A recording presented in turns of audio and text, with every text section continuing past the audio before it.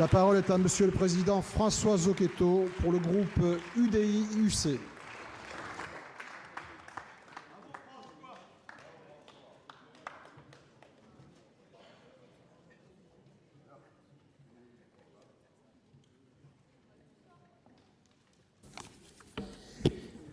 Monsieur le Président, Mesdames les ministres, mes chers collègues, nous vivons un moment important. Je crois pouvoir dire que nous vivons même un moment historique et chacun doit mesurer la responsabilité qui est la sienne de modifier l'organisation même de notre société à travers l'institution de la famille. Vous avez fait le choix, je me tourne vers le gouvernement, vous avez fait le choix de soumettre cette discussion au Parlement plutôt qu'au peuple. Mais ce choix est souverain, mais il ne vous interdisait pas d'accorder un minimum de considération et d'écoute aux millions et millions de Français qui n'adhèrent pas à votre thèse. Nous, sénateurs et sénatrices centristes, nous considérons qu'en aucun cas les conventions sociales ne sauraient faire obstacle à la souffrance vécue par un grand nombre de nos concitoyens qui ressentent, c'est vrai, un profond sentiment d'injustice. Une société humaine est un organisme vivant. Elle croît, elle évolue, elle change avec le temps, et c'est d'autant plus vrai dans nos sociétés occidentales. Notre droit civil n'a donc rien d'intangible, d'autant plus qu'il se veut extrêmement complet et invasif. Notre droit de la famille, comme de nombreuses autres branches du droit, doit pouvoir évoluer et s'adapter, en particulier aux évolutions sociales. Nous sommes donc ouverts au principe de la réforme. Nous avons d'ailleurs reçu jadis l'héritage législatif de Simone Veil et, comme nous l'avons déjà démontré plus récemment, nous savons dépasser une attitude d'opposition caricaturale et soutenir des initiatives lorsqu'elles nous semblent aller dans le bon sens. Voilà notre état d'esprit. Venons-en maintenant à la question du mariage. Le mariage semble être l'une des institutions les mieux partagées du monde. Quelle que soit la forme de lignage ou de la famille dans telle ou telle société, je ne connais pas de civilisation qui n'ait pas eu une institution de cette nature, appelée mariage ou autre.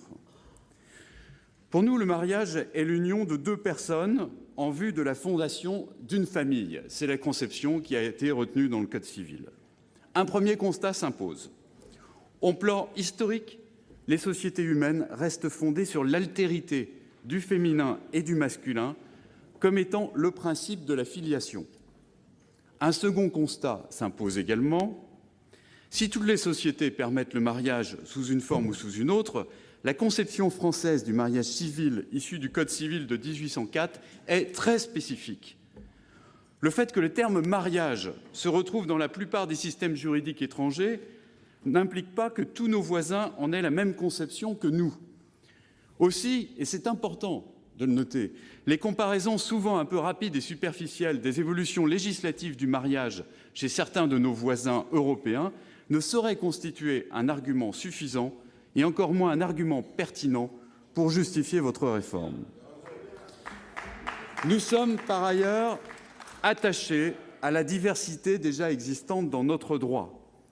Pour le couple, mais aussi pour la famille, notre droit se caractérise déjà par une pluralité de régimes synonymes pour chacun de liberté. Liberté de choisir, bien sûr, le cadre qui lui convient.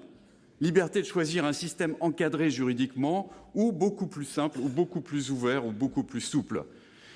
Et c'est ainsi qu'en 2013, 3 régimes existent déjà, le concubinage ou union libre, le pacte civil de solidarité et le mariage. Cette diversité, nous y sommes, ainsi que nos concitoyens, très attachés. Pour autant, ces différents cadres juridiques sont-ils suffisants et sont-ils adaptés aux évolutions des couples et aux évolutions des familles d'aujourd'hui?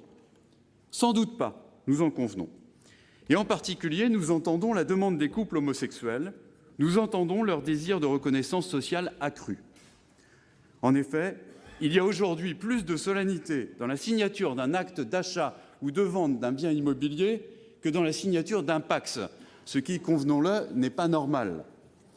Aussi, dans notre groupe, nous militons pour une union civile ouverte à tous les couples. L'union civile que nous vous proposerons, et nous la détaillerons bien sûr lorsque nous examinerons ces amendements importants, l'union civile pour nous n'est pas un contrat, c'est un engagement entre deux personnes qui seraient célébrées à la mairie et qui apporteraient les mêmes droits et les mêmes devoirs que le mariage, notamment en matière patrimoniale, mais différence fondamentale avec le mariage, cette union civile n'aurait pas d'effet sur la filiation. Eh oui. Pourquoi ce choix? Eh bien justement pour préserver la conception actuelle du mariage civil. Car en droit français, effectivement, on déduit du mariage la filiation, et certains semblent l'ignorer encore aujourd'hui, que ce soit à travers la présomption de paternité ou l'adoption. C'est une évidence juridique, mais je crains que même parmi nous, certains n'en soient pas totalement empreints. C'est pour cela qu'une large majorité, d'ailleurs dans notre groupe, est opposée à votre projet de loi, Madame la garde des Sceaux. Car nous avons tous pu mesurer que dans le débat public, ce n'est pas la question de la conjugalité qui agite le monde, c'est celle de la filiation. Alors on a souvent rétorqué à ceux qui souhaitaient protéger la forme actuelle de la famille que celle-ci reposait sur une inégalité qui excluait de fait les couples homosexuels. Les couples hétérosexuels auraient un droit que l'on refuserait aux autres par pur conformisme. Mais je pose la question, Madame la garde des Sceaux, y a-t-il un droit à l'enfant pour le couple hétérosexuel? Je pense, et je suis suivi par la totalité des membres de mon groupe, je pense qu'il n'y a jamais eu de droit à l'enfant pour un couple hétérosexuel. Ce couple donne la vie et la loi est là pour faciliter, pour respecter, pour organiser cette vie. La filiation est une éventualité pour les parents. C'est une liberté que la vie offre elle-même. Ce n'est pas le législateur qui peut avoir la prétention d'offrir cette filiation. Alors, y a-t-il, quel rapport? C'est le fond du sujet. Y a-t-il pour autant un droit à l'adoption dans notre législation actuelle? Non, il n'y a pas de droit à l'adoption au sens propre. Il y a un droit à la famille pour des enfants qui n'ont pas de famille, mais il n'y a pas de droit à l'adoption. Et c'est une erreur fondamentale de considérer l'adoption à l'aune des situations marginales qu'elle a pu générer. C'est méconnaître les intentions originelles du régime de l'adoption. Et c'est là le véritable enjeu de la réforme. Car c'est aussi le moment où nous sommes confrontés à une vérité absolue incontournable. Pour procréer, pour donner naissance à un enfant, il faut un homme et une femme, quels que soient les moyens utilisés. Nous, législateurs, nous pouvons changer la loi, mais la loi ne peut pas dépasser cette vérité que je viens d'exprimer. De la même manière que l'on ne décrète pas le beau temps, de la même manière que l'on ne pourrait créer un droit opposable au bonheur, eh bien, il faut qu'en la matière, le législateur fasse preuve de modestie et de prudence. Vous avez invoqué les pères fondateurs du Code civil tout à l'heure. Je crois me rappeler aussi qu'à un moment, il a été dit « la loi ne doit pas être un acte de puissance ». La préoccupation première, celle qui dépasse toutes les autres dans ce débat, qui aurait dû, à mon avis, guider votre réforme, c'est l'intérêt supérieur de l'enfant.